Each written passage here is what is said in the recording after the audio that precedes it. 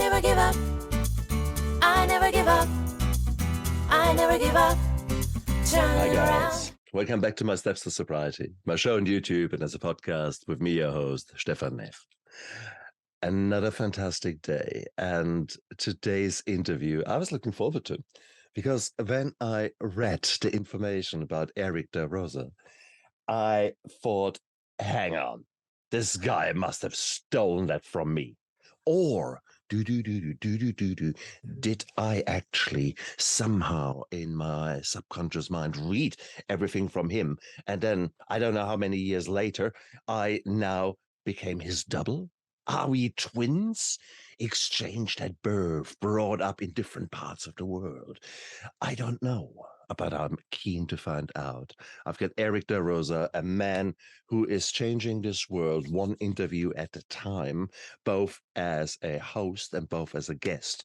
And we will explore the beauty of mindfulness, the beauty of living a life authentically, with humility and going out there and kicking ass and living it to the fullest. And maybe by doing so, becoming the little lights, the candles, or maybe a torch, maybe a lighthouse in the darkness of others, because we both saw the darkness and we lived it very thoroughly for a long time. But now it's time to break the taboo, to talk about what is really important, being us, loving us, and that it's okay not to be okay.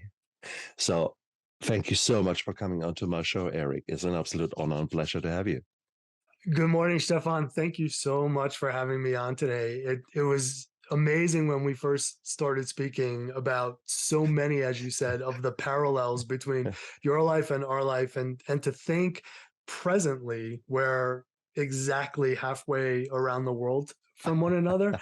But just the very fact that you're on the North Island of New Zealand, and I had spent some time on the South Island of New Zealand, living in Wanaka and skiing at Treble Cone. And so there's that coincidence, and how we talk about our own personal journeys and the experiences of our journeys, and even in some of the language that we use in how we describe where we are on our own personal journeys right now.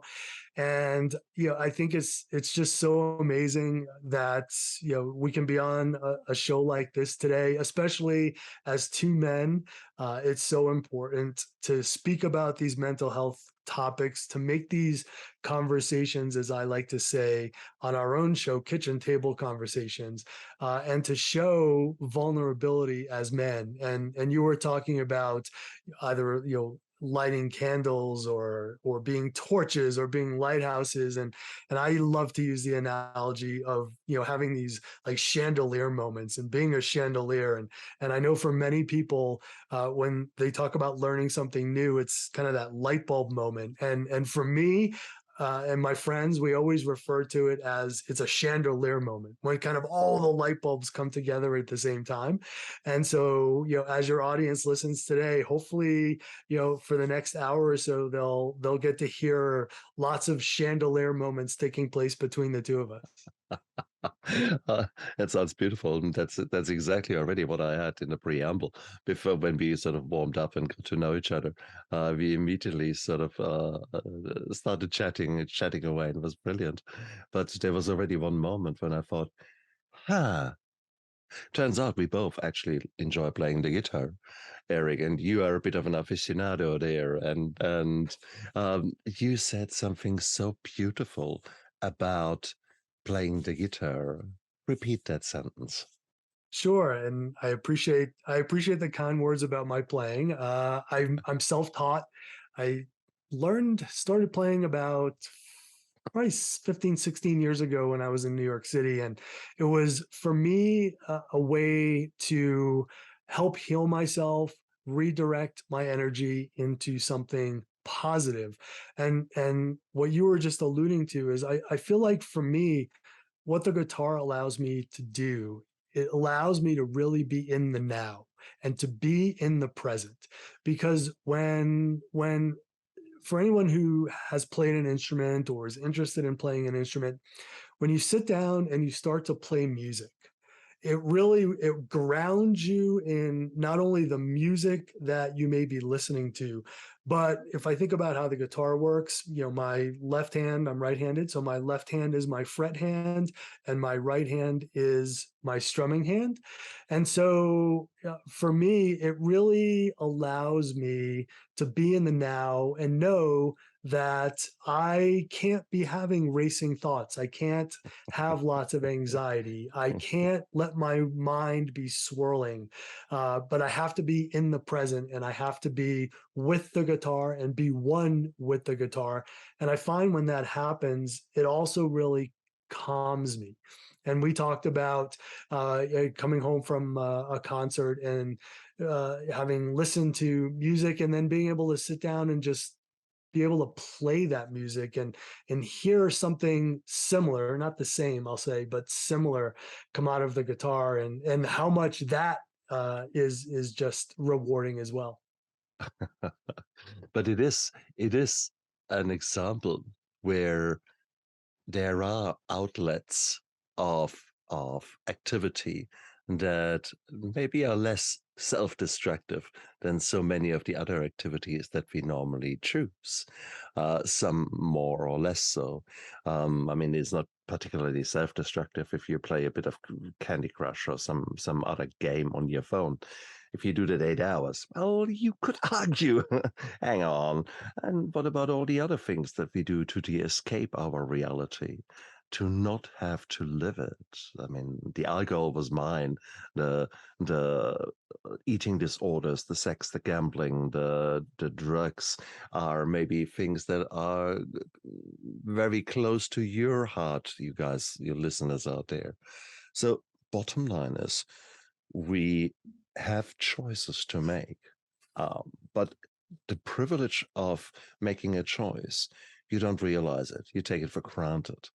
And you need to get, I guess, the phoenix has to burn first before it can be reborn and rise out of the ashes. So my question to you, Erik, oh, okay, when did your phoenix burn? When did you actually, what was your darkness that led you ultimately to transform yourself into a man who is now out there and wanting to change the world? Sure, I guess it kind of happened in two different episodes. I was 33 years old, living in New York City. I had suffered in silence for a very long time with anxiety and OCD. And for me, the OCD, the compulsions manifested themselves in both intrusive thoughts as well as the physical side of OCD, which I think many of your listeners are probably more familiar with. And I was working on Wall Street, and from the outside world, and at least from the facade that I was letting people see, I had it all. Right here, I was 33.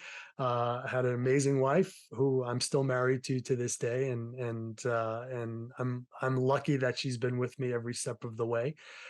But I suffered my first full blown nervous breakdown. And it was at that point when not only myself, but my wife recognized I needed help. Hmm. And so that was kind of the first step along the way. But like anything else, you have to really, really, really want it, and you have to really want to believe in it. And I decided after a year that I was my own best doctor and stopped seeing my therapist and went off my meds and thought, hey, this mental health thing, just like any physical ailment, I'm cured, I'm fine, everything's great. And then 2 years later, I suffered my second and much worse nervous breakdown. And so I would say in 2006, that was when everything really started to burn brightly. And that is when I decided something really has to change. Something has to be different. I can't live this way anymore. And so here I am, I'm 50. So that part of the journey for me has really been 14 years. We made the conscious decision after doing lots of work with my therapist. I am and was on medication. We moved here to the Rocky Mountains in Colorado in the fall of 2011. And it was at that time that I started what I call the second act of my career and my journey, and started teaching skiing full time in the winter. I was always an athlete growing up, a competitive athlete growing up. And so I also needed an outlet and something healthy to do in the summertime. And so I got very much into biking, and especially mountain biking. And so those are the two things that I'm extremely passionate about, and still do, to this day. Uh, but I would say Act Three, and that act for me has really come now within the last 18 months, was when I decided to really not only speak about my own journey, but I wanted to take a leadership role in helping others, not only in being an advocate, but starting a podcast, being an inspirational speaker, helping other people realize that they're not alone on their journeys. There's help, there's hope, there's a way through, and that for me, I think, was really the game changing moment. It was in December of 2020 when I decided I wanted to be part of the solution to what's happening around mental health conversations. I didn't want to just be a passenger any longer. How cool is that? And that's basically going full circle, because there is a moment in our life where we are stripped down bare, and some call it rock bottom. Um, I don't know. There's so many cliches about that moment, but each of us, each of those who are now seeking to make this world a bit better, we all have experienced them, these dark nights of the soul. And I'm nowadays grateful for those many dark nights of the soul that I experienced, because without them I wouldn't have the drive nowadays to get up here at 6 o'clock in the morning to record this beautiful interview. These dark moments, when you say a full-blown, this was not just a panic attack. This was basically No, burned out. This was yes. basically boom, crash, down and all. Yep. How? And if it helps your audience, I can even give a bit of a description of No. kind of First, give me a Yep. description of the life you lived beforehand, because Sure. I mean, Wall Street is the epitome of pressure, isn't it? So basically, I mean, you burned the candle on both ends and on multiple places in the middle. Is that an educated guess? Yeah, no, you're absolutely right. And so growing up, I lived with anxiety. I lived with OCD. It was, it all comes back to childhood emotional trauma that I suffered, and I've been diagnosed just within the past year with childhood PTSD, which helped me to solve a lot of the open questions that I had for all of those years. And so I was essentially living not only in my childhood years and my high school years and my college years in the pressure cooker and the stress that had been created when I was a child, but then also of being outstanding in athletics, and being near the top of my class in academics, and so all of those stressors and all of those things continued to build, and I kept doing things not for me, but I was doing things for what other people wanted me to do. And so putting all of that pressure on top, I thought, well, I love economics and I love finance, and I had studied this, and my wife was from New York, and I fell in love with the city the first time I visited in college. So I thought, hey, what better place than Wall Street?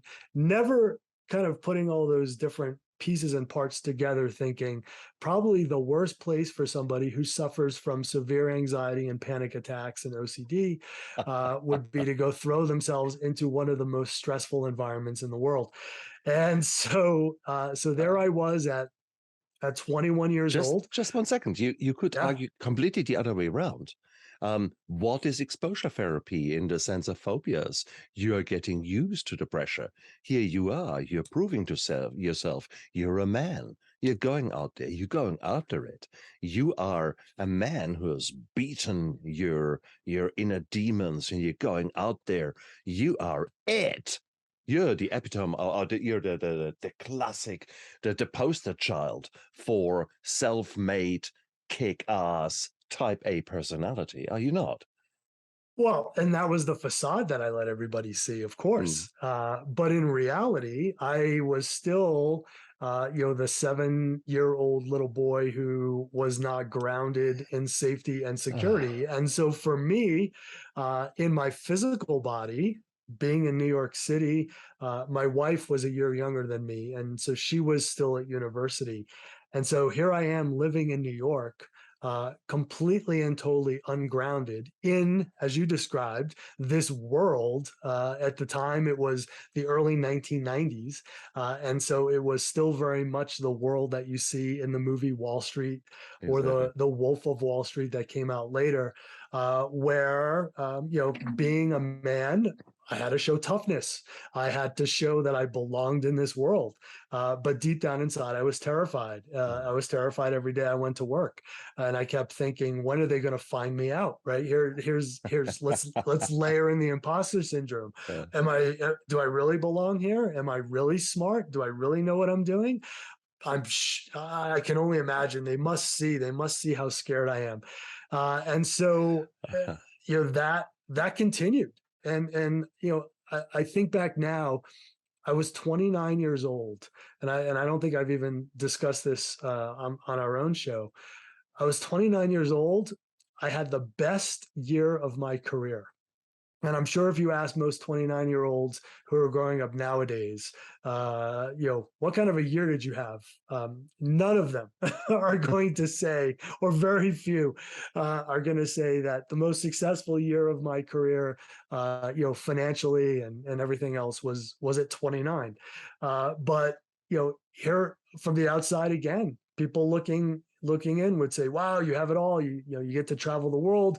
You guys go on amazing vacations, and you have an apartment in New York City." And we chose not to have any kids, and we can talk about that a little bit later, because it has the mental health component baked into it. But I was struggling. I was suffering, and it was in silence. And so my career up until that first nervous breakdown, I know they call them now kind of dissociative episodes, or psychotic breaks. No one would have seen that anything was wrong. My wife didn't see it. I could have won an Oscar for the acting job that I was able to do around my friends, my family, and all of my loved ones. But when I had that first and then second, I'll call them dissociative episodes, because I think it helps to describe it a little bit better. And just kind of a typical panic attack. In a panic attack, your heart starts to race. You feel all of the physical manifestations. Sweating, and also your mind is racing. You feel kind of unsafe. But for me, going into kind of that full blown dissociative episode, it takes a much deeper and a deeper path. And with that, it's really where the mind disassociates itself from the body. And I'm going to make the disclosure, I'm not a medical professional, so I can only describe my own personal experience. But in both of those episodes, I lost significant periods of time. The first time was probably a good 48 hours. The second time was over a 3-day weekend, and I have absolutely no recollection of that period of time. What happened, what I was doing, what I said. I do remember I was able to kind of function, and luckily I wasn't at work. I was in my apartment, but I have no recollection of being in that place. And the only way I can describe it is if you're using a computer, and if you're using a Mac, I get the wheel of death. That's what I call it when you get that little circle spinning. And with a regular PC, everything kind of freezes, and it's the same as doing kind of an alt control delete to reset your brain. It's interesting because when I came out of both of those, I went into a state of euphoria. And so I just remember being in kind of this really, really, really dark place where I was crying and anxious and panicked, and then suddenly being very euphoric. And that lasted for a number of hours until all of that kind of adrenaline wore off. And that's when I realized some real work absolutely needed to be done. And so I can tell you it was scary the first time. It was even more scary the second time. And I came pretty close again in October of last year to having a third. And luckily I had a very strong team around me. We were talking before the show about healing teams. And I was able myself to catch some of the signs and symptoms early enough that they were able to start to help and direct me, and ultimately that led to my PTSD diagnosis. But yeah, when I think about those two phases of my life, and how challenging it was to hold up this facade in front of the world, uh, to show them everything's great, everything's fine. But little Eric, as we like to call him now, it was scared to death to set one foot in front of the other and walk out into the world. Oh, how beautifully said. And for so many sentences that you spoke, they could have come out of my mouth. It is bizarre, the world that we create. Did you have strong role models as far as men were concerned in your life? Or did you make them up yourself? I certainly did. Who were your role models? If you think about it, who did you want to be in your dreams? So yeah, it's interesting. I never had any strong male role models growing up. Mm. My strongest role model was my grandmother. And it's interesting, on our own show, when we've had many guests on, especially male guests, who have gone through their own personal struggles and personal journeys, they're often surrounded by strong female role models. And those are often the people who they then will model themselves after. And so for me, growing up, we lived in a two-family house. We lived on the top floor, and my grandmother lived on the bottom floor. And she was with us up until the time I was 9 years old, and passed away. But she was the one person that I spent the majority of my time with. She was the one who made me feel safe and secure. She was the one who let little Eric be little Eric. I got to experience lots of amazing things with her. And it's a really interesting question that you ask, because when I think back to the time after she passed, I never really looked out into the world and thought, hey, there's a male person, Mm. there's a male figure that I want to be like. Um, I always looked back at her. I'll give a little example. So I ran track in high school, and whenever I would be at a track meet, or at some type of a high level competition, before I would compete, I would kind of close my eyes, and I would think of her and try to. Uh, I understand it now, and I didn't then, but I was trying to harness her energy. And then at the Ah, end, at the end, I would always again kind of close my eyes and think. And now I realize what I was really doing is I was looking for her to say, I'm proud of you. Great job. You know, you've really come a long way.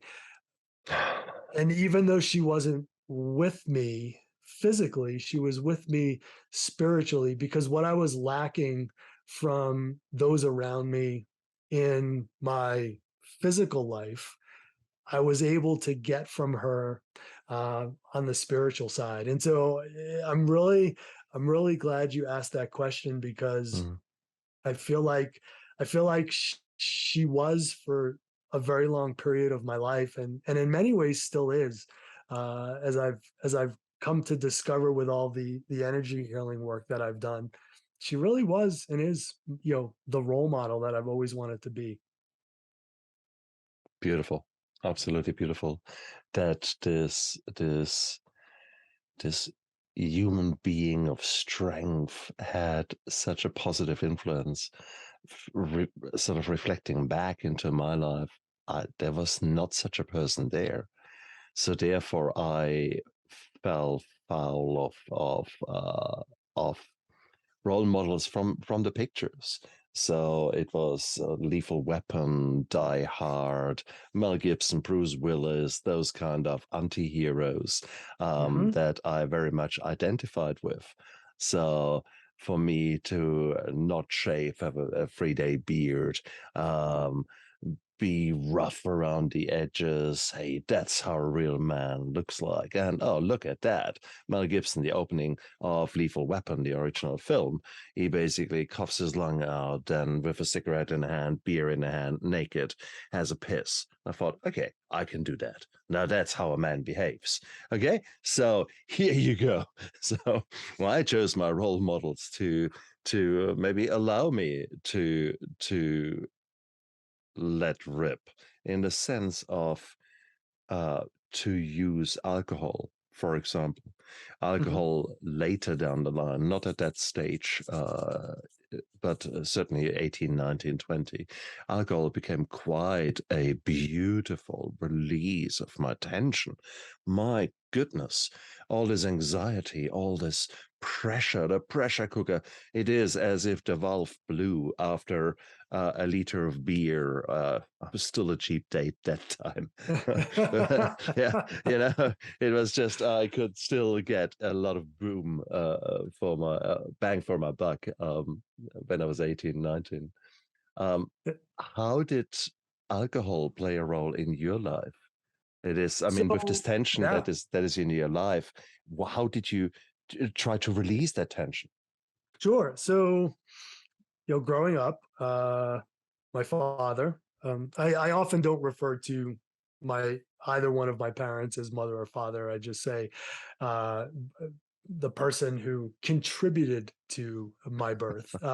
But so you know, I grew up. He was a Marine, a police officer in town, and so that made it very challenging for me, because I was terrified to be caught doing anything that might run afoul of Right, right. of the rule book. And so for me, at 17, graduated from high school, had never had a drink before, went away to university. So I was living, let's see, uh, university for me was about an hour away, Yeah. just outside of Boston.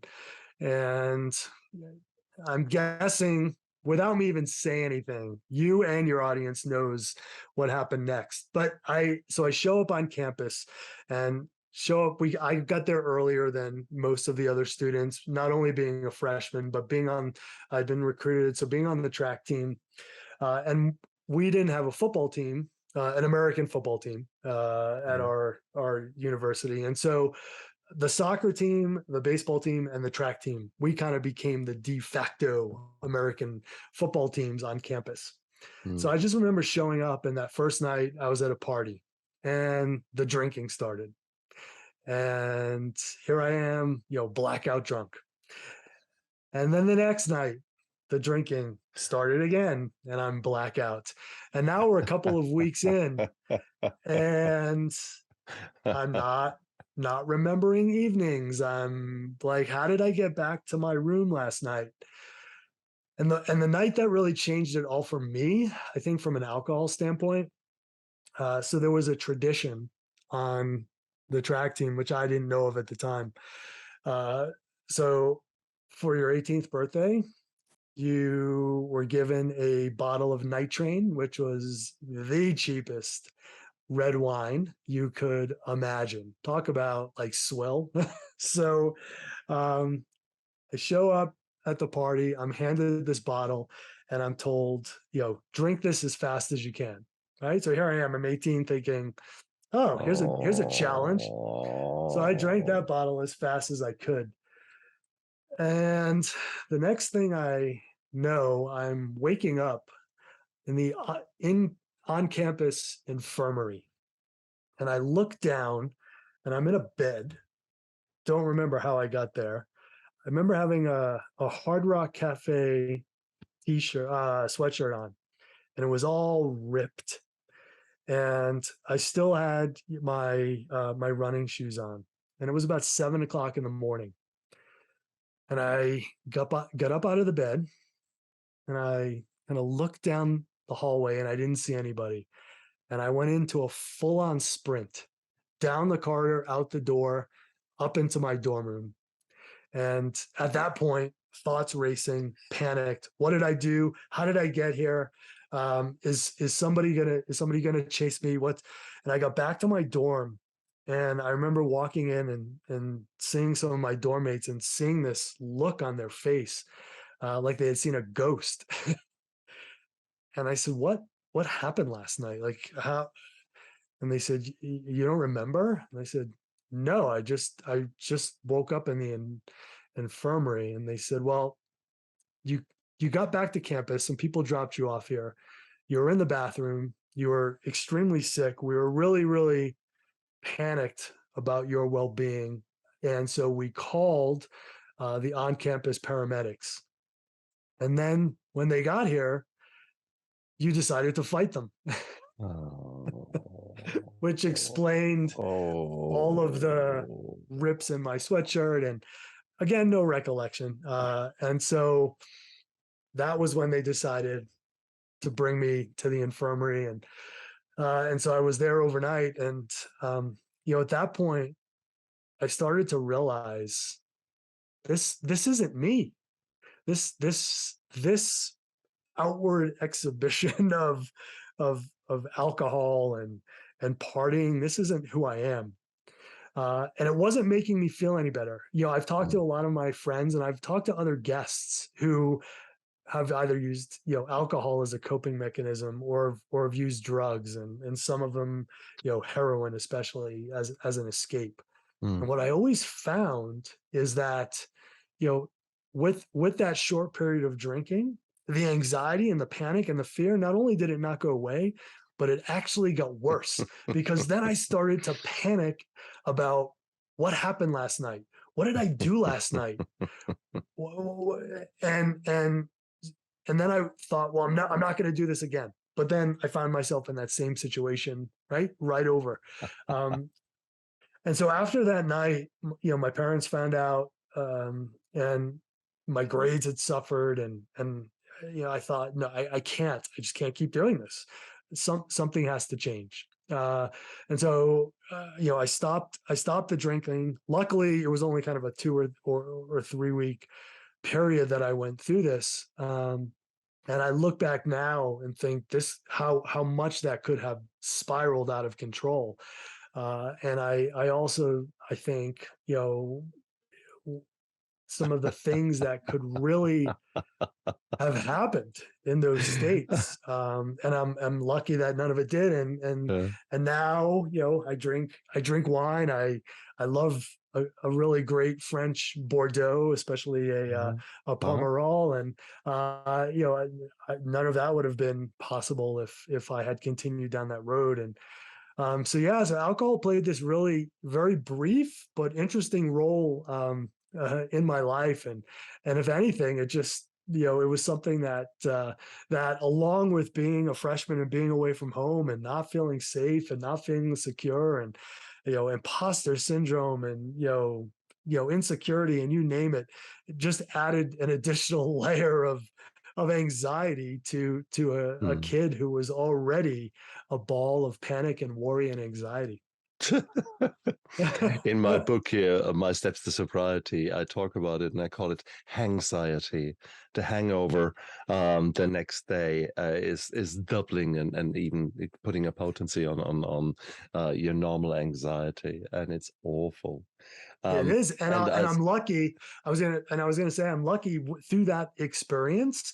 I somehow realized that if this is what alcohol does to me, there is no way, and there is no way that I am even going to allow myself to dabble in any of these recreational drugs that I saw some of my other friends dabbling in, because I thought if this creates such a state of panic and worry for me, I can only imagine what getting high would do, being in a corner, rocking back and forth. And so somewhere deep down, even though everything was spiraling, there was some piece of my conscious mind that was aware enough to say, stop, put on the brakes. Um, don't do this, and I'm lucky it did. I like to think now, having done as much work as I've done both on the Western medicine side and on the Eastern medicine side, that it was in fact my grandmother, that strong powerful force intervening, and helping to kind of help guide me during some of those you know later teenage into my early 20-year-old mm, years, and I'm thankful for that. you could, of course, also argue that you have sampled some of the addictions on the smorgasbord, and you just figured out what didn't work for you. Okay, so for me, alcohol was the yeah, baby. Oh, that was releasing the pressure and let me put my mask down and let me put that artificial. You have to be like that, and this kind of perfectionism that I put upon myself, um, which I could never live up to, and therefore, by definition, I was a failure, regardless what I achieved in life, regardless. I was very good in my martial arts, so there was the sports side. I was best at school in academic side, and so on. So there's so many parallels to your life. Yet for me, it was the alcohol that really was there, but also parallel to that, I think the first addiction that I really developed was workaholic. And I could very much listen to you and say, well, hang on, hang on. So here you are, throw yourself into work for 16 hours a day. Well, hang on, that would do the trick. And you not having to face the reality. That is, if you're task orientated, if you just go for the money in this case, well, thank you very much. That is actually a very nice addiction. Was that part of it, actually?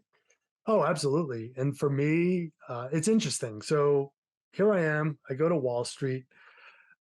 I was never, and I know this is going to be hard for some people to believe, but I was never motivated by money, and I was never and still am not motivated by the money of it all. What motivated me was the thrill. It was Wall Uh, Street's a zero sum game, which is 180 degrees from the world that I live in now, where I'm all about wanting to help others. Back then, if I won, someone else lost, and so that was my scorecard, right? So I was involved in trading interest rate derivatives and foreign exchange derivatives for quite some time. So, a very stressful world. And then I had lots of other roles in and around, the corporate finance world of both Wall Street and then a Fortune 500 company for a while. But yes, for me, it was the tasks themselves. So being a perfectionist, being type A, mm, uh, it was all about getting something Mm, accomplished for me was a win. That was a victory. mm, mm, mm, But mm. never allowing myself to sit with that for any particular amount of time and say, Yep, hey, wow, look what I did. No, it was always exactly. great. What's next? On to the next thing. Exactly. On to the Exactly. next thing. And either looking for the external praise because I was never going to give that praise to myself internally. So, it was, oh, great job, pat on the shoulder. Now you get to go to this conference. You get to present at this conference. Oh, that was an amazing job. Now we're going to let you, increase the trading limit on your book. Oh, great. Now you're going to get to manage this larger team of people. Um, and as those roles and as those responsibilities grew, I never stopped to say, wow, look what I've accomplished. Like I did this. Like this is me, right? No, it always was, well, it couldn't possibly be me, right? Here's the imposter syndrome. Like, who am I? I'm just some kid. I grew up in a lower middle class, blue collar, like neighborhood. Like, Yeah. maybe I'm just lucky. Maybe I just fell into this. Maybe I just have some really good people around me on my team, and they make me look good. So, and I saw you pointing. It's funny, Stephan. I saw you pointing as soon as I started saying that. So I'm guessing this resonated with you as well. But Oh, yeah, yes. Oh, yes. that was for me for almost 2 decades. That was the place that I escaped to. So true. I remember so I had been a junior doctor, so now I was going for my specialty for anesthesiology. And so there are certain exams you pass as an anesthetist. So the part one, which is a bitch to pass, I had finished in the morning. Then I went for lunch, and the very next thing in the afternoon, I went for a training session for part two for the next exam, rather than actually. I'm surprised that I even took time out to eat. So Yep, it was straight to the next, straight to the next, straight to the next. And I exactly. identified myself with that, and I got a kick out of it. And I guess that's the nice thing to say. And of course, for you in your career, that is what makes you a go-getter. That's what makes you that that person. I mean, personified. I think is the word. Personified. Yeah. Yeah, I personified that idea of Monday and Friday. You keep up with the competition. On the weekend, you overtake them, and that kind of 80s kind of thinking that drove me until I crashed. So boom and bust was absolutely a way of life for me. You're referring to those big uh, episodes of dissociation. Really, I mean, this was not just a bust. This was, boy, your body just saying, hey, I truly had it, and your mind Mhm. saying, you know what, I just go on holiday. You're so, but prior to that, did you have a boom and bust? Were you working, Oh, working, working, and then suddenly a cold wiped you out because you had run yourself so much into the ground? Oh, absolutely. Getting sick physically. Yeah. Uh, I think another thing, and I look back at it now, and I'm like, it's like it's like if somebody had given you a puzzle, like let's go back to our 20s, both you and I. It's as though somebody had given me a puzzle at 20 and said, all right, all the pieces of the puzzle are here, but you're not allowed to even try to put this puzzle together until you're 50 years old. Right. And so I had this puzzle scattered all over the table. And now I'm going back and putting those pieces and parts of the puzzle back together. So Yeah. you just ask, yeah, was I sick a bunch? Sure, I was sick a bunch. But the other thing that I kept finding myself doing was I would spend some time at a company. And then suddenly it was like a switch overnight that I need to leave and go somewhere else. Mm. Right. It couldn't possibly be Unbelievable. me. It had to be the company. And if I change where I'm working, things will be better. And so that pattern, right, followed me for a while. I did the same with And girls, man. I just exactly same behavior. 3 months, then things got sort of routine and boring. Nah, I can't have that. Oof, move on. Were you yep. an And adrenaline? Were you adrenaline junkie? I mean, you were. yeah, Was it the thrill? You were saying the thrill was really what made yeah, it. it was the Oh, thrill. It was the thrill of Wall Street. It was the thrill of competition, and it existed well into like my 40s. My wife used to nickname me Mr. All or Nothing. And there was a time when I would hear that and I would kind of laugh and yeah. wear that as a badge of honor. And now I recognize like that behavior was derailing me, even when we moved here to Colorado. So, as an example, the whole reason for moving here to Colorado was to leave New York, work on my mental health. We loved being in the mountains. We used to visit here quite often, and just be able to be outdoors every day and have that amazing change of scenery. Mm. And teaching skiing for me was, as I said, was going to be the next act in my career. And that's all I really wanted to do. I just wanted to teach skiing. I wanted to, meet some amazing people, work with some amazing guests. But that was my only goal at the time.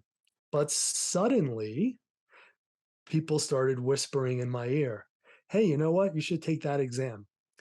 You can move up in your instructor level. Oh, and if you do that exam, and then if you do this, you'll move up in the pay grid and you'll get more clients. And so suddenly I went from just wanting to teach skiing and be out on snow to chasing chasing all of these certifications, kind of like if you were in med school and you sat for different exams. And that was what was driving me. Like every turn I would make on the snow, it was like, that wasn't it. Like I was seeking perfection in every single turn. And I wasn't looking at the beautiful scenery. I mean, I live in one of the most beautiful places, in the United States. And some would argue, at one of the most beautiful ski resorts around the world. And I completely lost sight of that. It was all about trying to achieve and trying to accomplish the next thing. And it's only been within the last 4 or 5 years where I said, enough, it's over. Like life is not all about competition. Life is not about perfection because there is no such thing as perfection. And I had started working with a sports psychologist to help me work through a lot of that.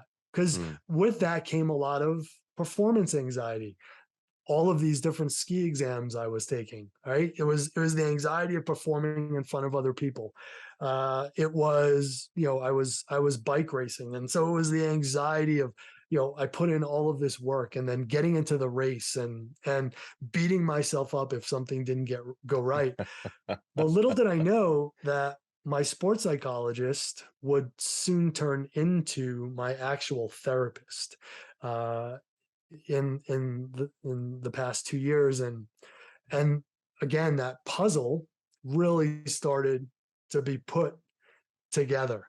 And looking back at 7-year-old me, right? We talked about my childhood and not feeling safe and secure. And so for me, I didn't know what it was like to actually stand on my own 2 feet and accomplish something and have that self-esteem and be able to be proud of myself because I never had anybody else be proud of me.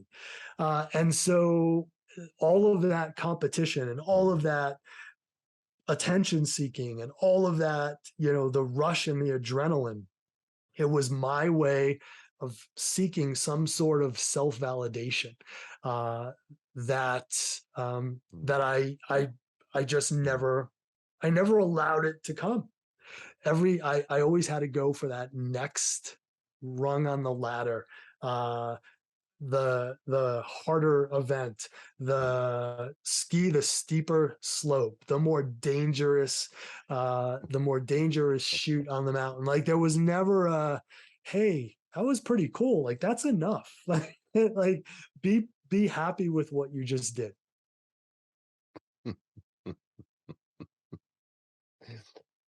It's interesting. Here you are in your life. You have surrounded yourself with people who were actually guiding you. I think that the one thing that no one can tell you is that you did not seek action. You acted, and you acted actually with quite some direction throughout much time of your life. Some of it misdirected, fair call. Fair call. We're both the living examples of that. Yep. But then once we sort of saw the light, we were heading towards it. Yet at the same token, there seemed to be still the same drivers happening to us. You said that you explored quite a bit and realized with the help of some energy healing, with the help of other mentors, that actually, okay, this is why I tick like that. This is why I behave like that. So that's actually really, really beautiful. You explore your core beliefs, you take action. So why is it that we too, when you just scratch a little bit on the surface, that we still get, I bet you the imposter syndrome is still catching you out. I bet you that you're thinking, who am I to run a show, to have a YouTube channel or a podcast? It is, why can we never be satisfied with what we have achieved? Why? I mean, do you take compliments easy? It's a loaded question. Let's go down a couple of different paths there, shall we? So yes, the imposter syndrome still does rear its head. In fact, I'm hopping on a plane and speaking in Louisville, Kentucky, to a group of parents and high school students during the second half of next week. And last night, I have, as I write or speak, a lot of it is stream of consciousness. And so last night, a lot of things started to pop into my head. So I started jotting them down of what I wanted to say. And then there was this other voice of, who are you? Who are you to speak to these parents? Exactly. Exactly. These kids, they want to hear from you. Like, maybe they're just going to sit there and think to themselves, like, what's this guy saying? Right. Like, Yeah. he doesn't get me. So yeah, that imposter syndrome's still there, but now I recognize it as being imposter syndrome, as opposed to just being like this voice was always there in my life. And so now I'm able to separate the two and say, okay, is this grounded in reality, or is this the imposter syndrome taking over? And so that's where I think the path for me has really diverged over the past Nice. couple of years. Nice. Where does that come from? And how am I not able to accept compliments really well? It's almost as though you've not only do we live parallel lives, but like you have a little camera in my house and you're following me around, and you hear when somebody says like, that was really cool what you just said, and I'm thinking in my head like, I didn't say anything. Like what did I do? And that comes from for decades and decades and decades not putting up boundaries. And my energy healer likes to describe a lot of the types of people who I would surround myself with as energy vampires, where, for somebody like me, I was always a people pleaser. I was doing things because that's what other people wanted me to be doing. It wasn't necessarily what I wanted to do, but it was what I heard somebody wanted me to do. And so I never had those boundaries up. And so, yeah, for me, I was like, well, why are you complimenting me? Isn't this what you wanted me to do? Isn't this what you expected me to do? And so, yeah, so a lot of that is now putting up boundaries in my life. And it gets to something that, and it's a little bit of a preview as to what I'm going to be speaking about as I go out over the next couple of months. But it's this idea of, for so very long in life, we're always told, meet other people where they're at. Meet other people where they're at, which means we have to physically do something to change ourselves to meet somebody else where they're at. But nobody ever tells us, take some time to meet yourself where you're at.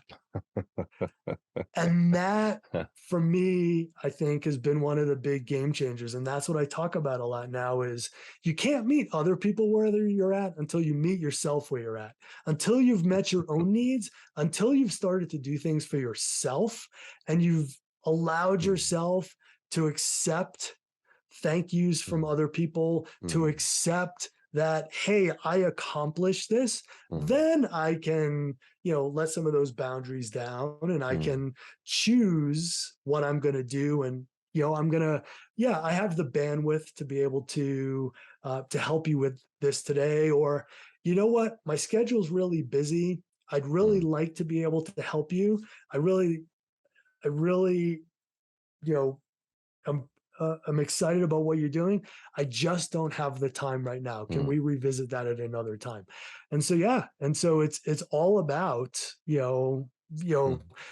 kind of shedding myself. And I saw you put it on the screen, shedding myself of these energy vampires who just want to take, and not give anything back in return. And then at the end of the day, just like when a vampire kind of, preys on its victim, as an individual, you have nothing left to give for yourself. I had to write that down because that was such a beautiful concept. Like in Harry Potter, the Dementors, sucking the life out of you. Exactly. And it's that kind of concept. There are too many of those folks out there. Having said that, I mean, I've become so much more selective with regards to who I spend time with and who I let in my life and into my life. And it is a very strange thing because right now, especially after 2 years of COVID, I've protected myself and my family as much as possible because I became a freaking hermit. But it helped. Therefore, because if I don't go to work, there's no money coming in as a private anesthetist. So therefore, I had to be careful there, and it was good. But I nowadays, after having practiced that solitude to a certain degree, I have to say I've become fiercely protective of my time, fiercely selective of what I let others in. I don't need drama. I don't need bullshit. I have learned to find people in a different way. For example, here I am speaking with you, and Erik, you just gave me an hour of therapy, an hour of holding the mirror in front of my face, where I have to say, bloody hell. There are a lot of things that are so true, and by simply talking about the same subjects that I experience, but you choose mildly different words, that's when suddenly for me it says, okay, chandelier moment, as you called them. It is, those kind of sound effects. I have a lot of them during the day. I love the sound effects. No, it is just that is what happens to me, and I find that so beautiful. And that is nowadays a very active choice. But I do that because I have been in the darkness. I do take action, and I want to be a better man. And for that, I need to meet myself where I am at now, to actually draw a baseline, to actually measure where you are at in your various roles in life. That is actually quite a challenging thing because it forces me to write down those things that maybe I'm not yet good in. So there's the risk of me, oh God, take the whip and get it out. Yeah, look, what you haven't achieved. But then it also forces me to actually write those things down that I have achieved, because now I'm going for key performance indicators in my life. So, did I spend time with my wife? Did I actually have a date night? Did I actually take her out for some breakfast somewhere? And we could just talk about that. Yes or no. It can be measured because I'm looking at it. And that's beautiful. Now, suddenly, now when I do these things, well, if I flog myself for not doing things, I now need to celebrate that I actually did things. And that sometimes puts a really nice smile on my face. So if that's a way for me to grow, that I'm actually saying, well, I'm not a failure. I'm actually, look, Stephan, here is your spreadsheet. And I literally, guys, just don't think bad of me, but I'm an analytic, and I have actually started a spreadsheet with my life and some key performance indicator as a speaker, as a show host, as a author, as a man, as in various roles there, where I said, well, actually, I want to be the best version, but in order to do so, I can't just float around like a butterfly from this flower to that flower. That doesn't work, not for me at least. So I've come to a point in my life where I know, well, the time is precious. Let's make the most out of it. And I live nowadays with an intention that was never there, even 5 years ago, 8 years ago, certainly not 10 years ago when I was still drinking. But nowadays I live full of intention. Is there a similar force appearing in your life? Is there a similar kind of what drives you nowadays? You jettison all the negative things, but what is the positive driver there that now that you foster, that you put? It's funny. We're going to draw another parallel between our lives. And for me, each and every day, I aim to be what I call a better version of my former self. Because I know for so long, as I was going through therapy and working on my OCD and working on my anxiety, all I used to keep saying is, I want to get back to myself. I want to get back to myself. And and I remember having a conversation with my therapist, a couple years back, and she said, "You're never going to get back to yourself." She goes, "Why would you ever want to be that person again? Now it's time for you to become a better version of your former self." And I was like, that makes total sense. I don't want to Uh, be 7-year-old Erik living in a world of anxiety and mm, panic and mm, and walking through life with a facade and trying to fit in and trying to be what everybody else wanted me to be. Now I live each and every day trying to be a better version of my former self and recognizing, yeah, you keep a spreadsheet. It's funny, I still use spreadsheets for some of my other work, but I have a little bit of PTSD, I would say, just from Excel in general, from my career, and so I try to use it as limited as possible. But so I do more writing these days, and I look at, like, even during the course of the day, because you were talking about, we were saying meeting yourself where you're at, and it changes, right? And it can change by the day, it can change by the hour, it can change by mm, the week. mm. And so now what I do is I kind of measure myself by, oh wow, look how I responded to that situation. Nice. 2 years ago, I would have done X, Y, and Z. Mm, This time I did this. And a lot of times I'll try to speak it out loud. So I'll speak it at home or I'll speak it with friends, just so that it becomes, when we talk about speaking about mental health and mental illness and having the conversation, it doesn't just mean talking about like, oh, I have anxiety or I have such and such diagnosis. But to me, what it means is this whole holistic Yeah, approach to having the conversation. And if it means pointing out to other people, hey, this is what I'm working on. And and I did it today. I was able to do it today. Or I wasn't able to do it today. mm, And what do I now need to do, or what do I need to continue to work on so that I can get better at this? And mm, so it's it's really no longer um, a world of outcomes, but it's a world of processes, right? And it's the journey, and each and beautiful, every day, kind of beautiful. seeing where am I on this journey. It's like, you talked about Harry Potter. I On our show we talk a lot about Lord of the Rings, and but the difference is there's no ring. There is no ring. Like, you never get the ring.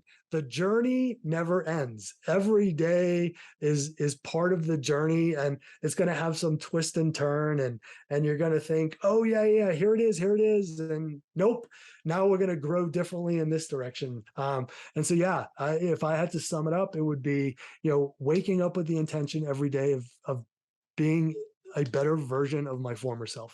Mm. And accepting that this is a privilege to think like that and to be able to do something about it.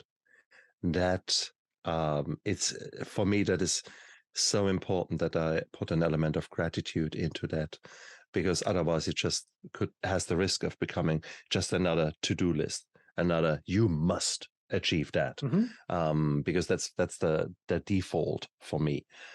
So if I can actually say, no, hang on, this is and in all fairness, my spreadsheet, whilst I summarized it in a few points, it is much, much, much, much longer. And I've got actually accountability partners, sort of people that are with me on similar journeys, and we hold each other accountable to our things. And when they saw my spreadsheet, they thought, "Oh my God, you will never be able to achieve that," because they mistook it for a to-do list. For me, such a thing is not a to-do list, but it is actually a reflection of my life. And I can Mhm. say, okay, wow, there are all these beautiful things that I've got a privilege to do or wanting to do. And it's humanly impossible to even touch a fraction of that. That is cool. But what do I want to focus on right now? Is it my physical body?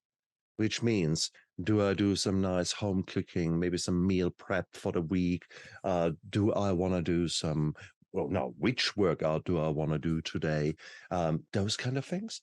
So I I use it as like a big smorgasbord, where I can get to choose. Ooh, today I gonna work on that, and and it's beautiful from that point of view. You're you're taking control. You're looking at it positively. I try to have a little bit of fun somewhere along the line there. And I try not to take myself too seriously about it. So therefore, and that's something which my accountability partners have trouble with. But you didn't achieve what you set out 2 weeks ago. We want to hold you accountable for that. And I said, actually, in those 2 weeks, a lot of shit has happened. For example, bang, Mhm. bang, bang, bang, bang. And no, I had to adapt, change, overcome, roll with the punches. And I am proud that I have not fallen back into a pity party, that I've not fallen back into, oh, poor me, poor me, poor me, another one, those kind of things. So it is actually interesting. How much And does the fact? I love how you talked about the to-do list, because it's such an important distinction. And you were talking about your accountability partners, and to me, a to-do list is exactly the opposite of what you're doing on your journey and what I'm doing on my journey. A to-do list is essentially a task, and then you check it off, and then you're done. Like, you never have to do that task again. Oh, I see. Whereas what we do in our journeys and your accountability spreadsheet, for you, it's a reminder, and in some ways, gosh, I'm going to go back to my finance world, kind of a benchmark of, okay, here's what here's something I'm working on. And kind of over time, this is what it's looking like. Yeah. And yeah, I've had some really great days. And oh yeah, I've had some rougher days where I might not have been able to accomplish that. But what else was going on around me at that time that challenged me, that didn't allow me to get there? And so yeah, it's the complete opposite of a to-do Isn't list. it? It's more of a road. To me, it's a roadmap. It's like, oh, here's a map of the United States with all the roads on it. And I want you to get from Boston to Los Angeles, any way you want. And along the way, kind of jot down like, oh yeah, I went through Pittsburgh and look what I saw in Pittsburgh. And I took a little detour down to Kansas City and I had some really great ribs. And then there's no like, I did this and now I no longer ever have to again think about like, why do I get angry in this situation? No, that is something I have to work on each and every day. That's what you get to work on each and every Yes, day.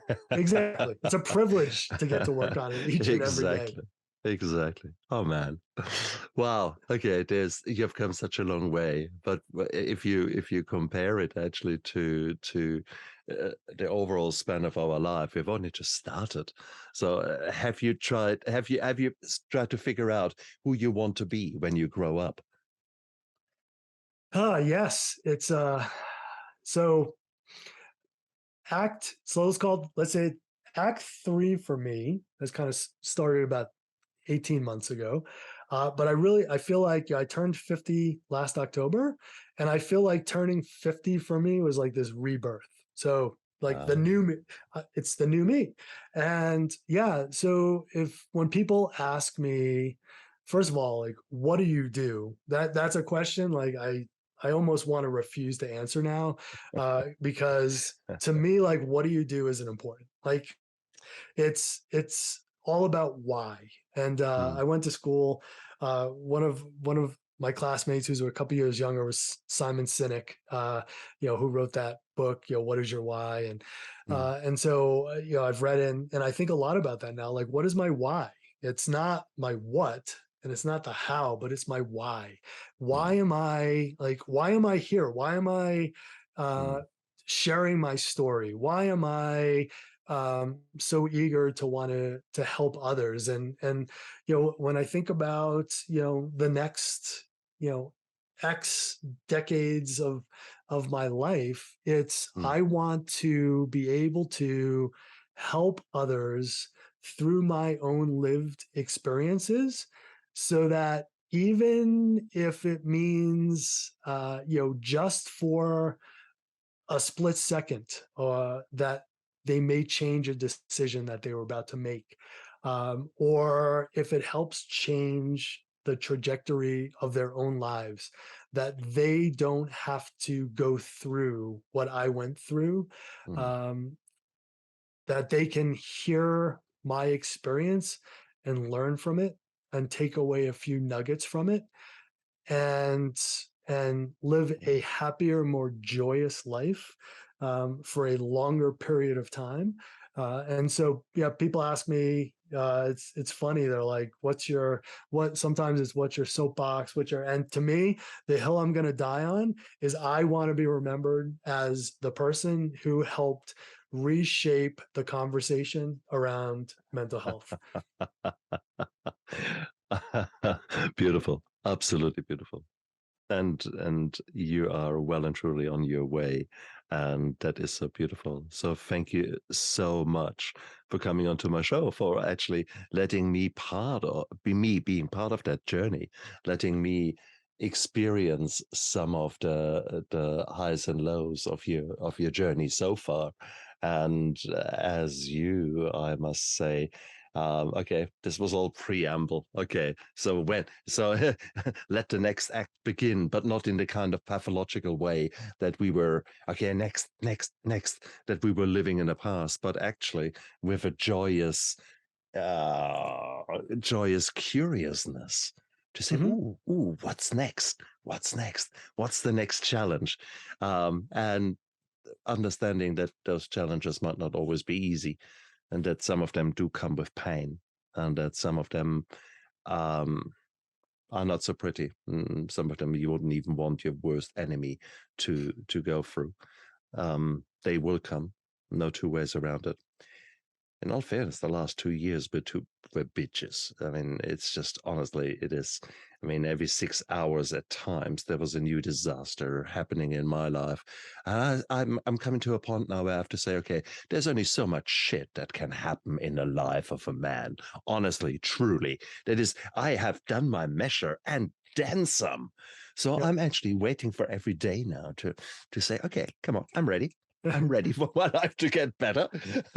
But even with all the shit that has happened, it all had a silver lining, because Exactly. I'm proud of myself that I did not fall back into my addiction. I'm proud of myself that at times, when times were really rough, when suddenly a different me emerged, a not so nice guy, a guy who quite happily walks on the corpses of his enemy. But he came out to protect me, so I got to experience that person. And I put him back into the dungeon where he normally lives, so that's cool too. But it's those kind of things. It is what it is, and I met myself where I was at that stage. And I do so with an awareness that I'm truly grateful for. That is I actually get to live in this moment, to understand who I am at right now, and then maybe I can reflect on who I want to be and what is the next step for me to take. And I love so, I love how you said that, and it's taken me a very long time to recognize it, but in life, we're only dealt the shit that somebody knows that we can handle. And so there are many of us who are dealt more and more of it. And it's because we are strong enough to be able to move through it, to be mm, able to come out the other side. I mm, know it sounds weird, but and you corny and talked about, cliche, but you're right, yeah, aren't you? it, Yeah. yeah, and you talk about that whole idea of pain, and again, it's another thing that's taken me a long time to recognize. But unless we allow ourselves to experience those moments of terrifying and horrible darkness and pain, we never really get to experience those moments of pure joy, right? Mm, Because for a very long time in my life, I just went along at what I thought was like, I kind of don't feel terrible today, but I don't feel great, but that's okay. But then once I started to see these bookends of like, oh my God, this is what like mm, unbelievable pain feels like. yeah. And then I opened myself up to like allowing myself to have real joy.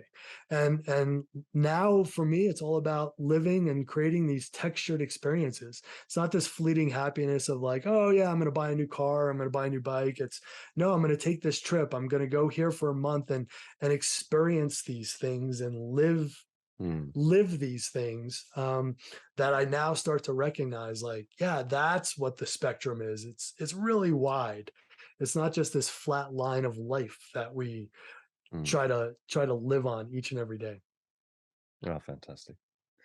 Erik, thank you so much for coming onto my show. I mean, this was an absolute illuminating and really a fantastic discussion, because I learned so much about myself, and I allowed myself with that to grow. And this is already a bloody good day, and it's barely 8 o'clock in the morning. Hell, I'll take that as a gift. Okay, Erik, And if if no, there I are was just people, gonna say, yeah, go ahead. no, ladies first, ladies first. Come on. I was gonna say that, thank you so much for having me on. It was an absolute honor, and I echo the sentiments right back to you. Every time I'm on a show or when I do my own show, I always come away learning something Mm, and thinking something new. And even though it's a little bit later into my afternoon here, I had a couple of things go haywire this morning on the technology side and kind mm, of derailed me. But having had this conversation, it's put me back in the right headspace Mm. and has me pondering a lot of interesting thoughts as well. So, I thank you for that. Erik, if people want to know more about you and want to maybe engage with you, where can they do that? Sure. So, first off, our podcast called From Survivor to Thriver. We release new episodes every Tuesday. It's on Apple and Spotify and Google and wherever else you listen to your podcasts. We are all over the socials. So you can find me personally on Facebook. It's Erik with a K, Erik DaRosa. I'm on Instagram. My Insta handle, it's kind of fun. It's at Ski Sherpa, SKISHERPA, a nod to my winter life here in the mountains. And then you can find us. We have a Facebook page, the From Survivor to Thriver page. So it's very interactive, and we love for people to come on and you can message us. And we also have a From Survivor to Thriver Instagram page. And I love to hear, people, if you want to DM me or if you want to email us. And I'm going to see, Stephan, if you can figure out why it's called this. But our email address is amgits, AMGITS .reverse, REVERSE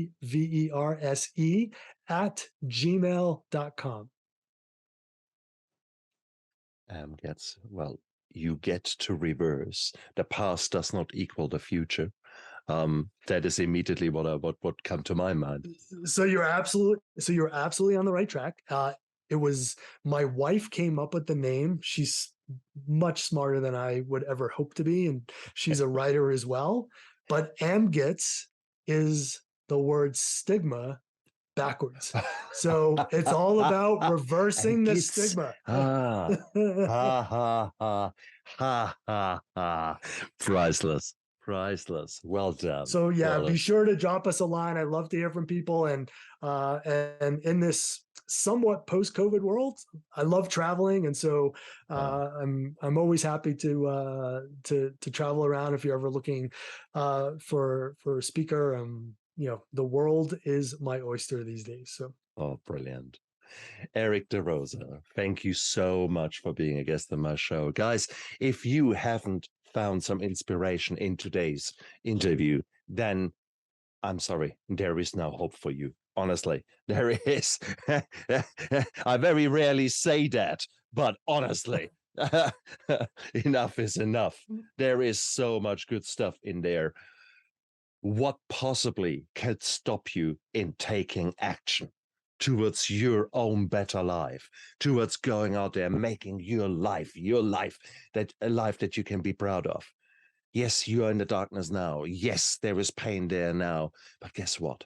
That will disappear. That will go.